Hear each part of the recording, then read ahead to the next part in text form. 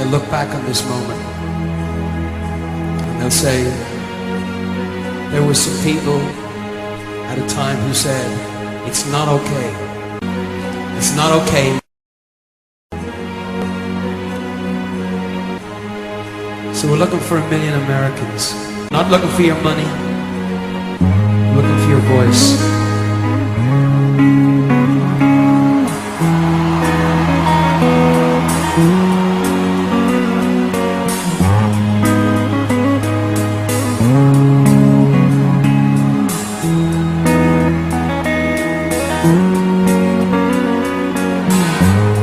Is it getting better? Do you feel the same? Will it make it easier? For pet stores, most of their animals are acquired from puppy mills, even if they may not know it.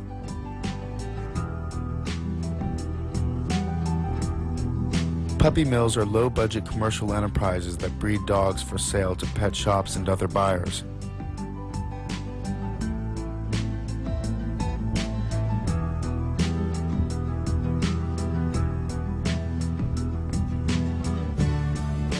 They are often backyard operations that expose animals to filthy, overcrowded conditions with no veterinary care or socialization.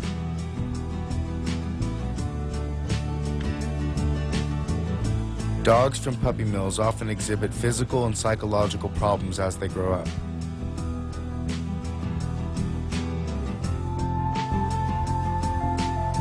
Strays, if they are lucky, will be picked up and taken to a shelter or pound where they can only hope to find a new home again.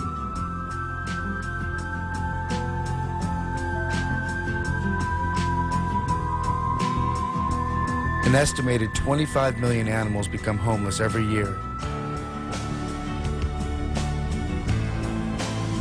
And as many as 27% of purebred dogs are among the homeless.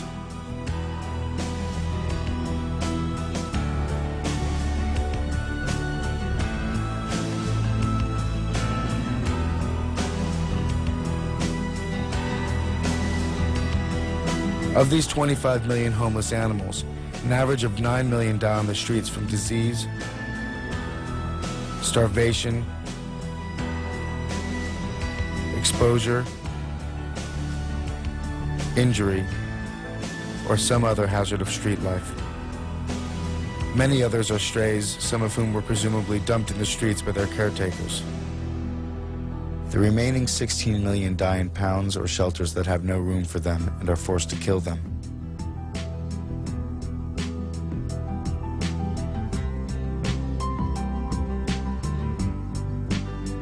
Sadly, on top of all this, almost 50% of the animals brought to shelters are turned in by their caretakers. Many people claim they don't visit shelters because it's depressing for them.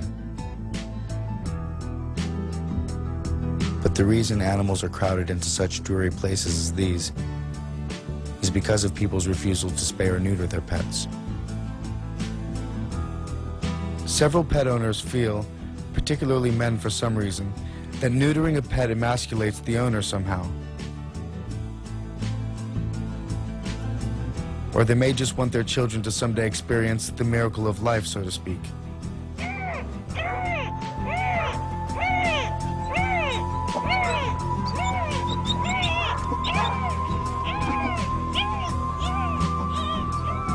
In either case, pet owners like these unknowingly take part in the euthanasia of over 60,000 animals per day. Euthanasia, generally defined as the act of killing painlessly for reasons of mercy, is usually administered by an injection in the leg for dogs and sometimes in the stomach for cats.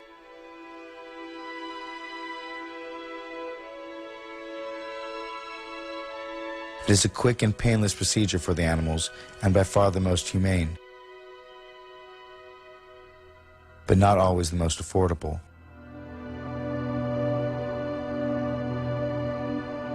Due to the increase of euthanasia in shelters and the growing, constant demand for drugs like Euthasol, Some shelters with budget constraints are forced to use gas chambers instead.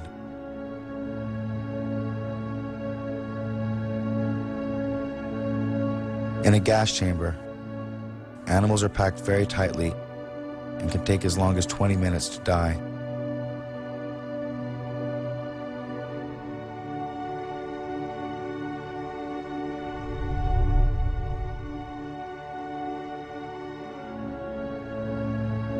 It is by far less merciful, more traumatic and painful, but the procedure is less expensive.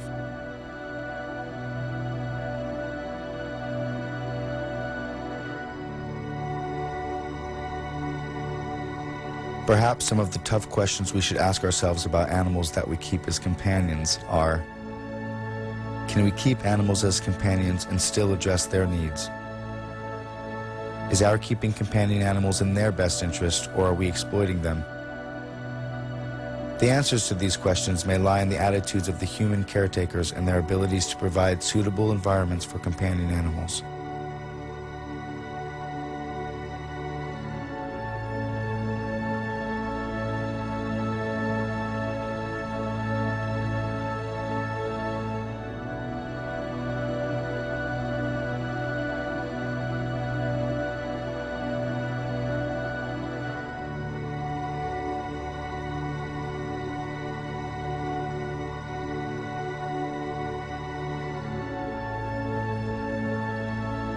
Most human beings are speciesists.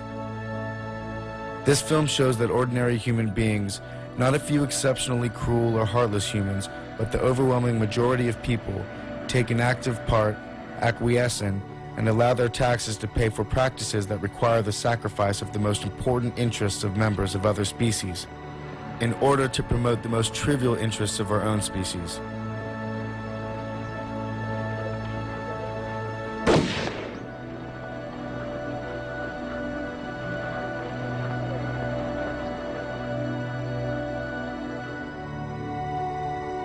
The hope for the animals of tomorrow is to be found in a human culture which learns to feel beyond itself.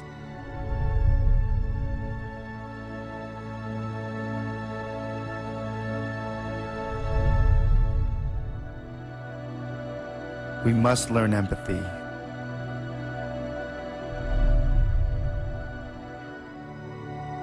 We must learn to see into the eyes of an animal and feel that their life has value because they are alive.